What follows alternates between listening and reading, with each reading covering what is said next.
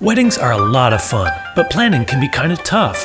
There are so many details to think about, and it's easy to forget what's really important along the way. And if you've watched this series before, you'll have heard a lot of advice from us and from other wedding vendors about planning sustainable events. But we haven't yet heard from married couples themselves. So this season, we've invited 4 recently married couples to a dinner party to chat about their wedding planning experience, the good, the bad, and everything in between. They'll sit down with our friend Sarah, an event planner here in Victoria, to chat about their own weddings and to share their insights. Throughout the night, we'll be treated to deliciously scrappy ackies and local libations. So let's sit around the table and talk about how to get you sustainably wed.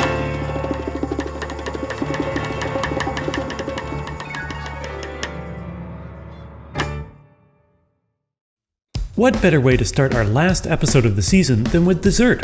Mensch Catering brought amazing local and sustainable dishes to the dinner party, and this dessert was no exception. So what I'm doing right now is I'm warming up milk that we got from Cowichan Milk Company in the Cowichan Valley. We're gonna be making ricotta with this that's gonna be used in the dessert tonight. So it's gonna be a ricotta tart with a whey caramel filling and a cornmeal crust, cornmeal that we're getting that's grown in BC and is organic, grown in BC and milled in-house by us. The reason why we make the cheese in-house for this is one, it lets us get our creative juices flowing. So that's kind of the first reason we do something like that. But then we're also able to use the whey, which is typically a wasted product. It's often used for like animal feed. But instead we're going to be using that and reducing it, adding sugar, butter, and cream to it, and that's going to end up as a part of the filling for the tart. That's also going to have a ricotta custard on it, and it's going to be in the cornmeal crust, cornmeal that we're milling in-house from corn that was grown organically in BC. Yeah, we make all those choices really because it's supporting our direct community as much as possible, and that's really important to us. We think that a food-based business it just makes sense for us to be bringing in products from our community and sending our money out only to our community as much as possible, because there is access to all those things here. It takes a little bit more effort to make those connections and build those relationships, but that's also one of the best parts about what we do.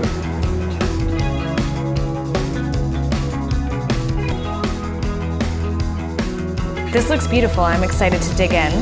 As we get to our dessert here and our final thoughts, I'm excited to hear from all of you, based on the conversations we've had today and some of the things that we've maybe learned from each other or discussed. When it comes to sustainability in weddings and events, what would be your takeaway advice that you would want to impart onto couples who are just starting their journey? From, couples themselves who have been through it.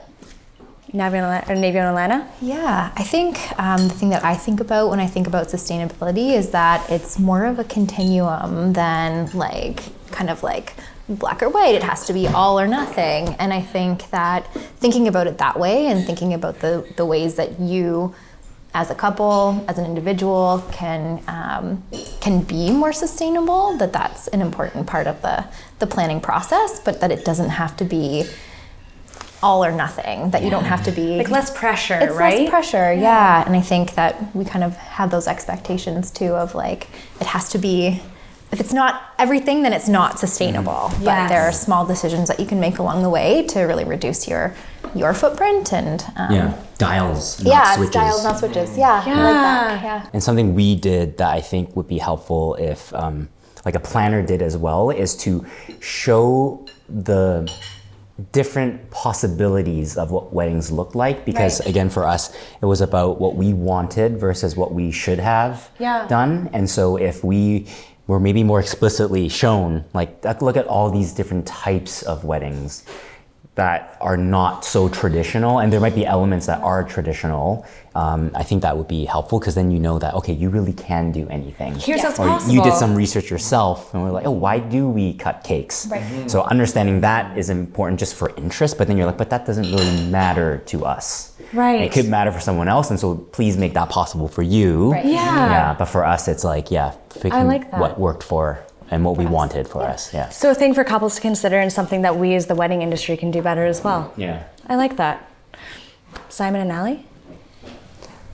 I'd say definitely don't worry about the little things, or think about the little things maybe, and how you can change them, like cups. Like staying up all What night you making paper signage. That too. It's like Is it fairly really worth it? inconsequential. Like, and sorry. That's okay. Yeah, like the rental side of thing too. Like, we just remembered actually that though we used compostable cups for the draft beer, the least sustainable thing we did was we used like dollar store cheap plastic wine glasses for the wine. Interesting. Because okay. again, backyard, what do? We don't want glass breaking everywhere. Yeah. But if we just thought about it before, if we took the time to really think about it, we could have easily had a replacement that would have been better. Yeah, absolutely. I like that. So rentals and intentions. Yeah, Yeah. absolutely. And is there anything that you think the wedding industry as a whole could do better for sustainability, especially to support the style of event that you had? Maybe making it known that those rentals are available? Exactly. I think, I'd yeah, say that, communication, absolutely. Yeah. I like that. Cool. Brad and Rob, things you would tell other couples for sustainability? For sustainability, I would say don't rush into any decisions. Yeah. Yeah, because I feel like a lot of the times, like, people think that, oh my God, if I don't book this vendor right now without doing all my research, I'm going to lose them. But like, you know, asking those questions, doing your research, and then booking the vendor, or like whoever is helping you plan, like I think just taking the time is fine, especially if that vendor aligns with your values and you're flexible on your date. Right.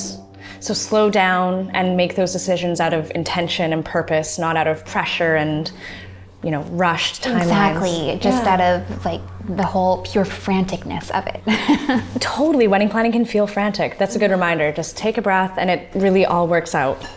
I like that. Yeah. Haste makes waste. Yes. Whoa. That's a good soundbite. you made me think of that. I was like, a lot of these decisions were made in haste because I was stressed, you know, So shooting from the hip. slow down and also maybe like ask the professionals who you've got on board, or find a planner, coordinator, whoever who does this all the time and can help slow you down and make those decisions intentionally. I like that. And what about the industry as a whole? Was there anything that, you know, we could change to make it more sustainable for what you did? I think we did a good job in that, just because we were looking to do something small and intimate, and Brad was using vendors that were local. So Yeah, and I think that is one thing I would touch on, is that I know I'm speaking kind of as a planner in this situation, Please. but I find it interesting that when sometimes I see planners going to other communities, they're bringing people from their community to that space instead of using the vendors that are in that space already and bringing value to that community. Yes. And then therefore making it more sustainable wedding or an event. And I get it, some communities are really small, you do have to outsource, but sometimes if you just take a little bit of time again to find those people, then you could end up with like a much better event than you ever thought. I love that. And that is just something that makes sense, right? Like going local, not only is it sustainable, but it makes sense. You're using people who are knowledgeable and experts at the events in your area where you're doing things. Yeah. Michael and Casey, any thoughts for couples who are just starting their planning journey? You know, we're pretty blessed living in Victoria that we don't, you know, although we think about it and, you know, we're, I think, conscientious about it. We live downtown, I walk to work. We do our part of sustainability. I think it's really to the vendors and to the industry to be leaders as well. Yeah. For them to be leading the charge and saying, like, this is how you could be have a sustainable wedding, because we're at the end of the day consumers. So, you know, what Rad is saying about budget makes sense. Yeah. And so we can, in Victoria, make those decisions knowing that for the most part it'll remain somewhat local, and we could have faith in the people that we work with. But I think on the grand scheme of things, it should be the industry. Yeah. It should be the people that we're working with who are leading this discussion and paying for it, by the way.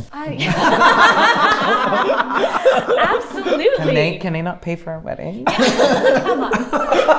It's not a business. Well, for sure. No, that makes a lot of sense, though. And looking to the people who are doing it day in, day out, and experts in this to be doing that. And so on the flip side of that, would you encourage couples then to maybe up the pressure on us a little bit and ask the hard questions? And I mean, if they have that as a value themselves, to them, you know, but I'm thinking more of people who are not as blessed as we are, living in this local kind of spirit on a daily basis. You know, if you're in a place where you have to outsource or you're having to use vendors, and if budget is an issue, well, how can you make the link between budget and sustainability? Like those should be the industry-led discussions. Yeah, and how you can do it in a way that is accessible to you, right? And meeting people where they're at. I think that's huge, and that is sustainability in its core, is doing something that can actually happen and be continued for time to come and for anyone, anywhere. That all makes a lot of sense. This has been such an amazingly fruitful conversation. Just hearing from your own perspectives after the hullabaloo of the wedding day and after the production is gone and the florals are gone, and what really stuck with you and what you might do differently going forward. It's, as a vendor, so great to hear. And I can only imagine as a couple who's just starting out, I'm sure you all felt trepidatious and excited and overwhelmed and all the things along the way, but bringing it back to that idea that with intention and with purpose and with the things that you might not even know are going to happen, really you can create a very, very memorable and special wedding without all the excess that didn't need to be there in the first place. And that's where the true value is. Amazing. Thank you all so much for sharing your stories with us today. This has been so fun. Thank you. Yeah, and hopefully a fun opportunity to reflect on your own wedding days and reconnect. It's been really fun to actually, here's my personal coming out, but to see you all connect with each other and like look at each other like, oh yeah, that thing that happened, that was really cool. It's great to make new friends. And make new friends. We're all going to karaoke after, right? Yeah. Amazing. Thank you all so much. Thank you. Yeah! I'm gonna eat this tart now. Yeah. Thank you so much. I'm going to come around and turn off your mics, but So was that the season? Oh, cool. Oh my gosh. Wow. Season in a day. This is how they do it in Hollywood. This is basically Hollywood. Yeah. We all get an IMDb now. Yeah. As themselves. Yeah.